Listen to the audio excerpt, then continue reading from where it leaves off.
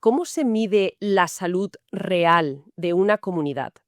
¿Por su reputación, quizás? ¿Una lealtad a toda prueba? ¿O a lo mejor por su riqueza? Por esa capacidad de decir, no necesitamos a nadie. Hoy vamos a analizar a fondo 3 mensajes muy antiguos dirigidos a 3 comunidades de ciudades que no podían ser más distintas en el Asia Menor de hace 2000 años. Sardis, Filadelfia y la Odisea. La idea es desgranar un poco el contexto histórico para entender qué significaban de verdad esas palabras para la gente que las escuchó. Y es que no es solo historia antigua, es que estos 3 modelos de comunidad, de una forma u otra, siguen muy pero que muy vigentes hoy. Totalmente. Pues empecemos por la primera, por Sardis.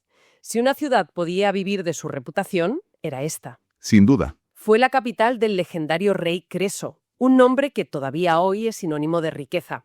Y su geografía era una locura. Sí, La ciudadela estaba en lo alto de una colina, a casi medio kilómetro de altura, con acantilados por casi todos lados. Parecía imposible de conquistar. y por si fuera poco el río Páctolo, que arrastraba pepitas de oro. Exacto. Tenían dinero, una defensa natural increíble y una industria de lana y tintes potentísima. Lo tenían todo, vamos. Y sin embargo, esa reputación de inexpugnable esconde una historia de fracasos estrepitosos. Fue su gran trauma. ¿Así? Ciro el Grande la conquistó en el 549 a.C.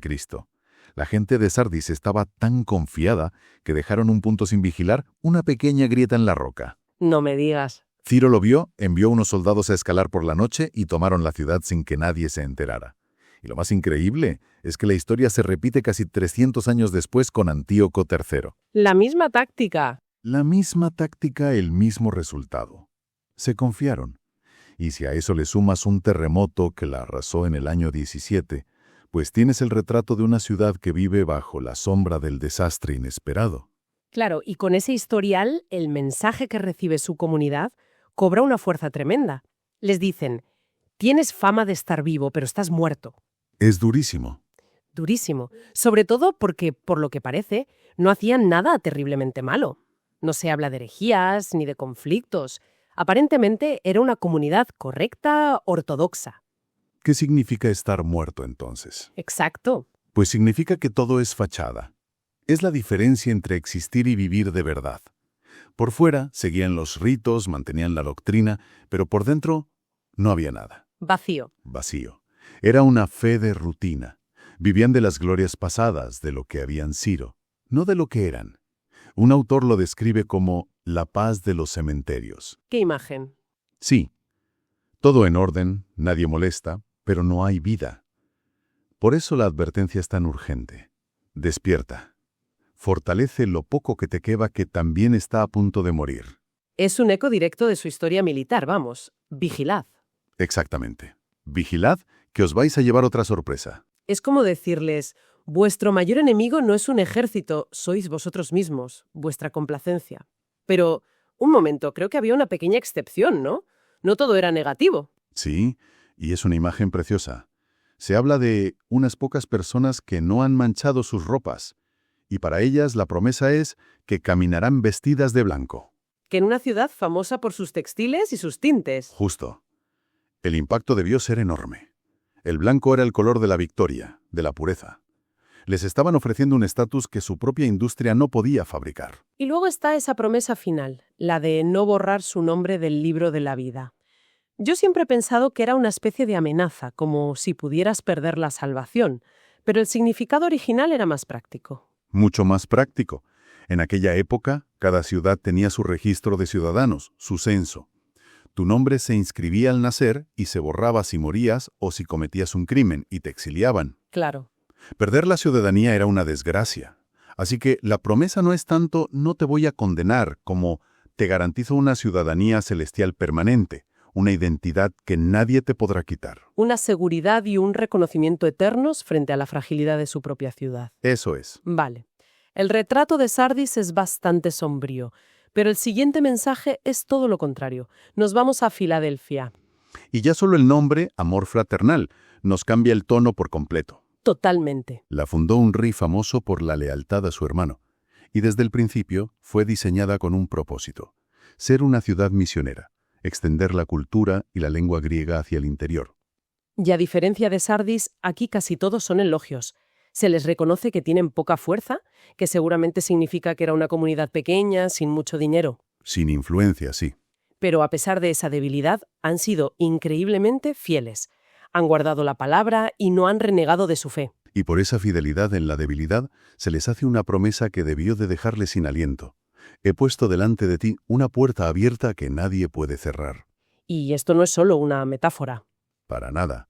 Filadelfia era conocida como la Puerta de Oriente. Estaba en la principal ruta postal y comercial del imperio. La autopista de la época, vamos. La autopista, sí. Cuando oían puerta abierta, pensaban literalmente en la calzada que salía de su ciudad. La promesa era que esa autopista espiritual para su misión estaría siempre despejada. Qué bueno. Les están diciendo que su propósito como ciudad se va a cumplir a un nivel que ni se imaginan. Y también se les promete protegerles de la hora de la prueba. Sí, se refiere a un tiempo de tribulación a escala mundial. Y el matiz es importante.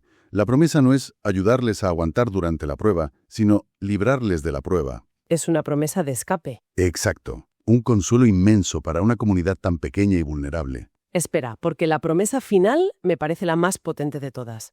Les dice, al que venza, le haré columna en el templo de mi Dios, y nunca más saldrá de allí. Uf. A nosotros nos suena poético, pero para gente que vivía con el miedo constante a los terremotos, Filadelfia fue destruida en el mismo seísmo que Sardis. Has dado en el clavo.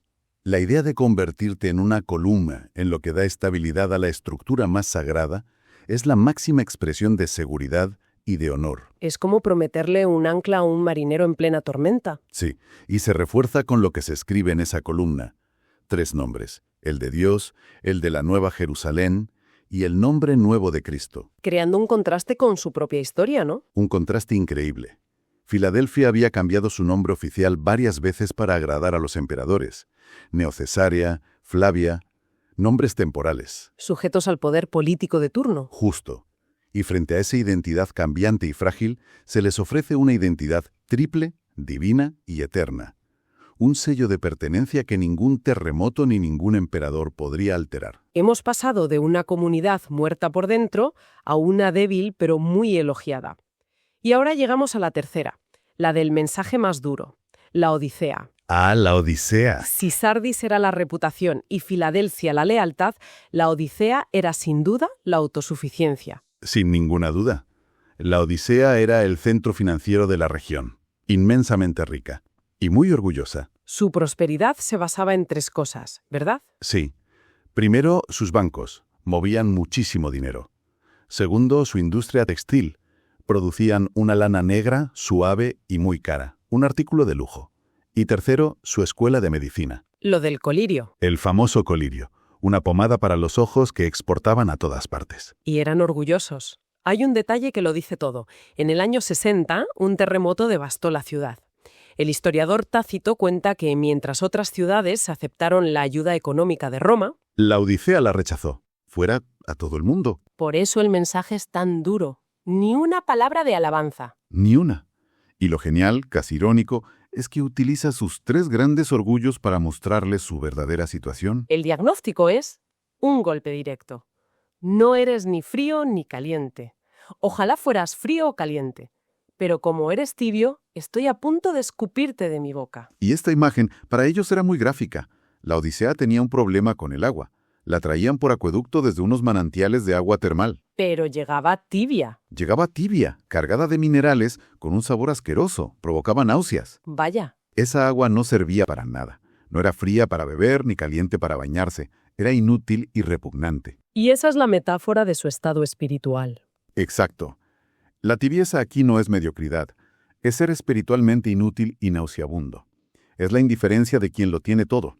El mensaje sugiere que hay más esperanza para el frío, un opositor declarado, que para el tibio, el complaciente. Ellos se decían, soy rico, me he enriquecido y no necesito nada. Pero el diagnóstico divino es justo el contrario. Y no te das cuenta de que eres un desgraciado, digno de compasión, pobre, ciego y desnudo. Cada palabra una bofetada a su autoimagen. Y el consejo que se les da ataca directamente a sus 3 pilares económicos. Es un golpe de genio, sí. Para su orgullo bancario. Te aconsejo que me compres oro refinado en el fuego, o sea, la verdadera riqueza. Para su famosa lana negra. Les ofrece vestiduras blancas para que te cubras y no se vea la vergüenza de tu desnudez.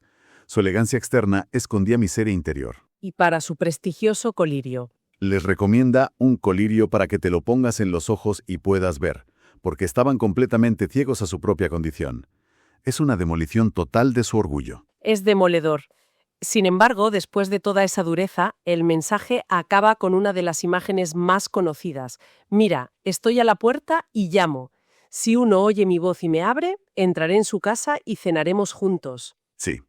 Y es curioso porque siempre he oído usar esa frase para hablarle a gente que no es creyente. Es una de las reinterpretaciones más comunes, pero el contexto original es mucho más chocante. ¿Por qué? Porque no está llamando a la puerta de un pagano, está llamando a la puerta de su propia iglesia. ¡Ostras! Es una imagen de una tristeza profunda.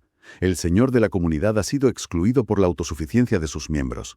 La puerta está cerrada desde dentro. La llamada es a restaurar una relación rota. Es una llamada a dejarle volver a entrar en el centro de una comunidad que, en la práctica, ha decidido que ya no le necesita. Uf. Entonces, al final, tenemos estos tres retratos tan potentes. La comunidad que vive de las apariencias y está hueca, la comunidad que a pesar de ser débil es fiel y recibe promesas increíbles, Y la comunidad tan rica y satisfecha que se ha vuelto indiferente y ha dejado fuera lo más esencial. Lo que me parece increíble de estos mensajes es que no critican el tener una buena reputación o la riqueza en sí. No, en absoluto.